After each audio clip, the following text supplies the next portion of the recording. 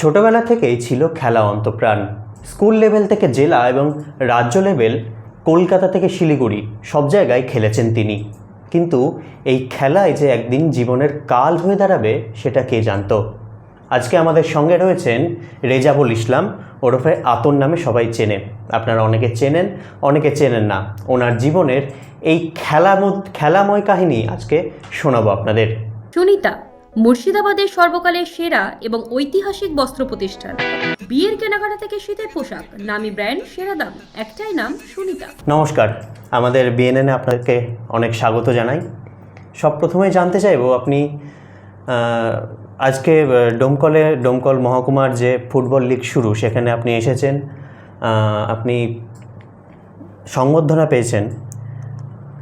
সব প্রথমে আমি আপনার কাছে জানতে চাইবো যে আপনার এই খেলার জীবনের শুরু কী করে হয়েছিল? কত বছর বয়স থেকে, কত ছোট থেকে আপনি এই খেলাধুলো শুরু করেছিলেন? আমার বয়স যখন 14 বছর বয়সে আমি স্টেট লেভেলে খেলাধুলা করেছিলাম। আমি স্টেট লেভেল গিয়েছিলাম ইন্টার স্কুল খেলার মাধ্যমে, ওখানে 4র্থ স্থান অধিকার করেছিলাম। খেলাটি হয়েছিল হাওড়ায়। আচ্ছা, তার আগে আমি শুনেছিলাম আপনি আরও ছোটো থেকে খেলাধুলো করতেন, খুব ভালো লাগতো। আমি একবার ছোটো থেকেই খেলাধুলা খুব ভালোবাসি, খেলাধুলা করতাম। বিভিন্ন জায়গায় খেলাধুলা, প্রথম তো স্কুল লাইফেই খেলাধুলা শুরু হয়েছিল।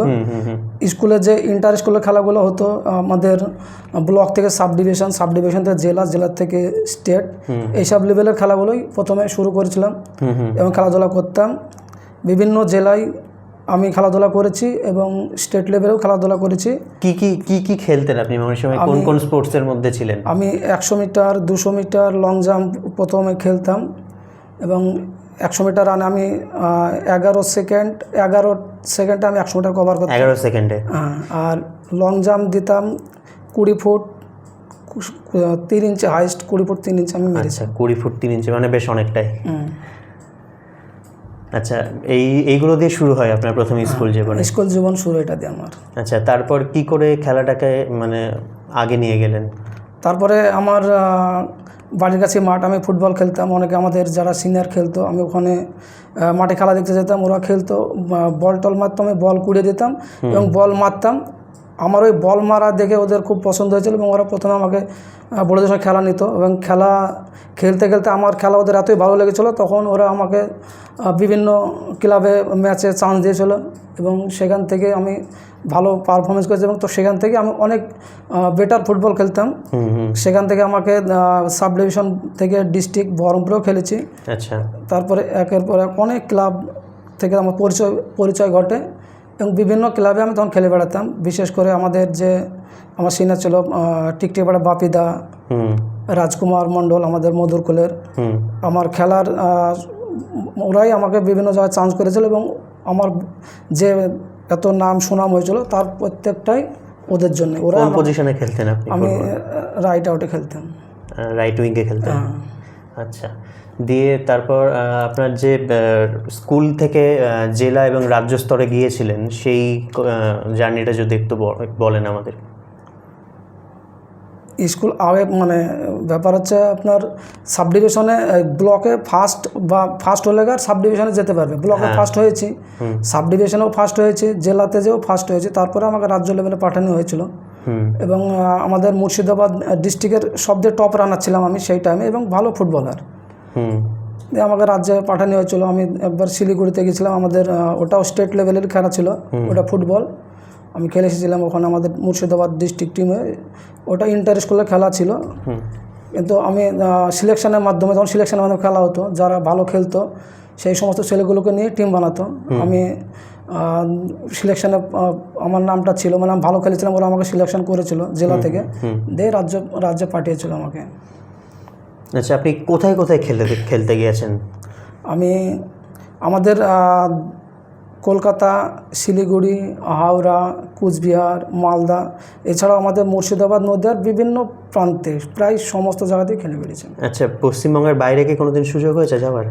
পশ্চিমবঙ্গের বাইরে যাওয়ার সুযোগ আমার হয়নি সেরকম। কারো সঙ্গ পেলে হয়তো হতো, প্রতিভা থাকলেও সেরকম কোনো সহযোগিতা পাইনি বা কোনো সেরকম ক্লাব বা অন্য কোনো যে মানুষের সহযোগিতা লাগে সেটা পাইনি। আচ্ছা, যে এই খেলাগুলোর কথা বললেন, এটা মোটামুটি কোন সময়কার, কত সালের কথা এগুলো? এটা আমার আমি যখন 9-এ পড়ি, তার মানে তখন বয়স প্রায় 15 বছর থেকে শুরু। এবং আমার চোখ নষ্ট হয় এদিকে প্রায় আপনার 16 সালে আমার চোখটা নষ্ট হতে, 16 সাল থেকে আর খেলতে পারিনি, কিন্তু 14 সাল পর্যন্ত আমি খেলাধুলা করেছি একইভাবে। আচ্ছা, বিভিন্ন প্রান্তে। তো এই এত খেলায় এখানে ওখানে খেলতে যাওয়া, এখান থেকে যে এই দুর্ঘটনা, এটা কি করে হলো একটু যদি বলুন আমাদেরকে। ফার্স্ট টাইম আমার সেরকমভাবে মানে চোখে বা অন্য কোথাও চোট লেগে সেরকম লাগেনি, কিন্তু একটা বল বহুত দিন আগে আমার একবার বল লেগেছিল আমার চোখে। কোন চোখে লেগেছে? বাম চোখে লেগেছিল। আচ্ছা। আর সেই চোখটা তখন আমি বুঝতে পারিনি, তখন বয়স অল্প ছিল, হয়তো সেরকম কিছু বুঝতে পারিনি। পরে অনেক দিন পর, প্রায় বছর 10 পরে আমার চোখে একটু সমস্যা দেখা দেয়, মানে ওই চোটের কারণে হবে হয়তো বলে আমি আবার ডাক্তার দেখাই। ডাক্তার দেখানোর পরে ওরা বলেছিল যে চোটের কারণে হয়েছে, একটু রক্ত টাইপের কিছু জমে আছে, ওটা ঠিক হয়ে যাবে ট্রিটমেন্ট করলে। ট্রিটমেন্ট করি, কিন্তু মানে ভালো হয় না, আরও বেড়েই যায়, চোখের সমস্যাটা আরও বেড়ে যায়। তারপরে ডাক্তার চেঞ্জ করে আমি ডোমকুলে প্রথমে দেখেছিলাম, ডোমকুল থেকে বহরমপুরে যেও চিকিৎসা করার পরেও বেড়ে গেল। তারপরে কলকাতা থেকে ব্যাঙ্গালোর যেও কোনো সুরা হয়নি, মানে ভালো হয়নি। তারপরে আবার নেপালেও গিয়েছিলাম, কিন্তু কোনো প্রকার আমার চোখ ভালো হয়নি। ডাক্তারে বলেছিল যে চোখের যে মেন নার্ভ, যে শিরাটা শুকিয়ে গেছে, ওখান থেকে মানে ভালো হবে না আর কি। আচ্ছা, এটা হচ্ছে 2000 কত সালে? 2016 সালে শেষের দিকে। প্রথম যেদিন মানে বুঝতে পেরেছিলেন অসুবিধা, সেদিন কি হয়েছিল? সেদিন আমি আমাদের মাঠে আমি প্র্যাকটিস করছিলাম। প্র্যাকটিস করতে করতে আমার বাম চোখের সামনে দিয়ে একটা অস্পষ্ট কিছু মনে হলো। আমার মনে হলো যেন চোখের সামনে দিয়ে একটা কিছু ছায়া লাগলো, এরকম আমার মনে হয়েছিল। আচ্ছা। তখন আমার একটা সন্দেহ হলো যে আমার চোখে কি তাহলে কিছু হলো একটু। যে তারপরের দিনে আমি ডাক্তার কাছে গেলাম, যে চোখে যেহেতু ছায়া লাগলো, ভালো খেলাধুলা করি, তখন পড়াশোনার মধ্যে ছিলাম। যে ডাক্তারের কাছে যাওয়ার পরে ডাক্তার বলল যে এমন কোনো সমস্যা নেই, চোখে একটু রক্ত টাইপের হালকা কিছু জমে আছে, এরকম একটা বলল। তো ট্রিটমেন্ট করলে ভালো হয়ে যাবে। আমি সেই অনুযায়ী ট্রিটমেন্ট শুরু করি তখন থেকেই। আর সেই শুরু আস্তে আস্তে আস্তে ওই ট্রিটমেন্ট চলেইছে। কিন্তু তারপর সেটা বাম চোখ থেকে ডান চোখে, বাম চোখটা থেকে প্রথমে বাম চোখটা শুরু হলো। বাম চোখ থেকে অনেকদিন পরে মোটামুটি বাম চোখটা যখন প্রায় নষ্ট, তারপরে ডান চোখটা ধরেছিল, আস্তে আস্তে ডান চোখটাও নষ্ট হয়ে গেছে। আচ্ছা, তো এখন তো খেলাধুলা করা হয় কোনো? না, এখন তো খেলাধুলা করতে পারি না। আচ্ছা। কিন্তু খেলা ভালোবাসি, ফুটবল প্রচণ্ড ভালোবাসি। বিভিন্ন মাঠে খেলা, যেসব এখন খেলাগুলো হচ্ছে অনেক জায়গাতে, সেসব জায়গায় খেলার টিম বানাই আমি। আমার অনেক পরিচিত যারা আছে তাদেরকে নিয়ে এসে খেলার টিম বানান? হ্যাঁ, টিম বানাই এবং বিভিন্ন মাঠে খেলাধুলা করাই টিম বানিয়ে। মানে খেলার নেশা এখনও থেকে গেছে? খেলার নেশা আছে, খেলতে তো পারি না, সেই জন্য ওই টিমটা বানাই। দেখতে পাই না, কিন্তু শুনেই মনের আনন্দটা মিটে আর কি। আচ্ছা, কোথায় কোথায় টিম বানিয়েছেন এখন পর্যন্ত? টিম আমি আমাদের মধুরকোল তো হয়ই, নস্করপুরে গতবার শিবনগর বানিয়েছিলাম। তারপরে ডোমকুলে বিভিন্ন মাঠে যেসব খেলাগুলো হয়, ওই মানে নদিয়াতে অনেক জায়গায়, নদিয়া যেমন দিগলকান্দিতে নাইট হয়, ওখানে আমি 3-4 বার গিয়েছিলাম। আমি একবার তখন খেলতাম, তখন একবার চ্যাম্পিয়ন হয়েছিলাম। আর তারপরে অনেকবার টিম বানিয়েছি, সেমিফাইনাল তো কটা সেমিফাইনাল পর্যন্ত টিম গিয়েছে, এড়িয়েছে। তারপরে আপনার নদিয়ায় যেমন আপনার যে ওই নদিয়ার এই শিকারপুরের ওই সাইডে যে আপনার ওগুলো আছে খেলা, নাইটগুলো হয়, নদীতে অনেক খেলা হয় বিভিন্ন মাঠে, ওই সব যাতে আমরা টিম বানাই।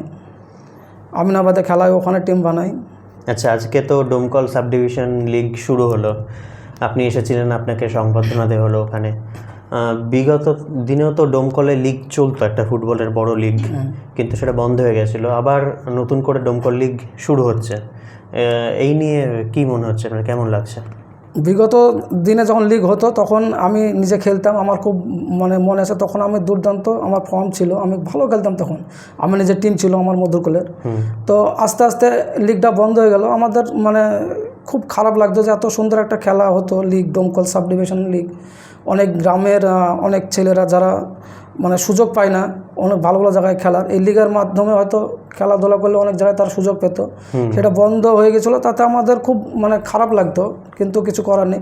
কিন্তু এই যে নতুন উদ্যোগে যে ডোমকল বেঙ্গল একাডেমি যে উদ্যোগ নিয়েছে লিগ করার জন্য, ডোমকল প্রিমিয়াম লিগ, এতে আমি খুব খুশি এবং আনন্দিত। কারণ এরকম ধরনের লিগ যদি হয় তাহলে আমাদের গ্রামে অনেক প্রতিভাবান ছেলে আছে যারা এখানে সই করে খেলতে সুযোগ পাবে এবং এখান থেকে তারা অনেক ভালো ভালো জায়গায় খেলতে যেতে পারবে এবং তারা খেলামুখী হবে। এবং এরকম ধরনের লিগ হলে অনেক ছেলেপেলে যারা মোবাইলে আসক্ত, মোবাইল টোবাইল দেখে, এরকম যখন খেলা হয় তখন অনেক ছেলে ফুটবলের দিকে ঝুঁক হবে এবং তারা মাঠে আসবে, ফুটবল খেলবে, খেলাধুলাটা অনেক এগিয়ে যাবে। এতে আমি খুব খুশি এই লিগটা হওয়ার জন্য। আচ্ছা, ডোমকলে এই প্রিমিয়ার লিগে যারা খেলছে প্লেয়ারদের, তাদের উদ্দেশ্যে কি বলবেন? আমি তাদের উদ্দেশ্যে বলবো তারা ভালোভাবে খেলুক এবং তারা লিগটাকে খুব ভালোভাবে খেলাধুলা করুক এবং খেলার মান যাতে এতটাই ভালো হয় যে তারা এখান থেকে যাতে আরও অনেক দূর খেলতে যেতে পারে, বড় বড় জায়গায় যারা খেলার চান্স পায় খেলে, তাদের ভালো হোক, এটাই বলবো।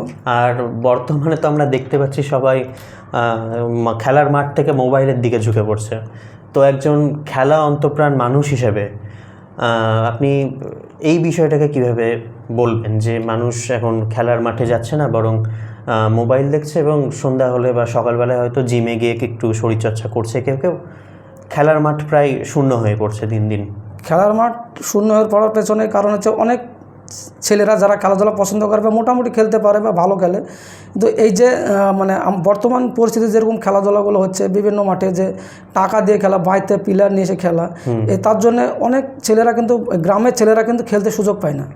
এই খেলতে সুযোগ না পাওয়ার জন্য তারা আস্তে আস্তে মাঠ ছেড়ে দিয়ে তারা মোবাইলের দিকে আসক্ত হচ্ছে।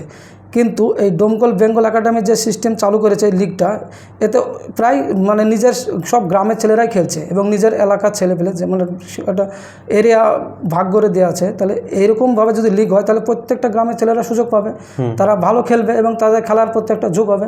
এরকম লিগ হলেই তারা মোবাইল ছেড়ে আমার মনে হয় ফুটবলের দিকে ঝোঁক হবে এবং এটা খুব ভালো হবে, আস্তে আস্তে প্লেয়ারও তৈরি হবে। আচ্ছা, অনেক ধন্যবাদ আপনাকে আমাদের স্টুডিওতে আসার জন্য এবং আপনার জীবনের কিছু গল্প আমাদের দর্শকদের সঙ্গে শেয়ার করার জন্য। এরকম আরও খবর পেতে নজর রাখুন BNN টিভিতে।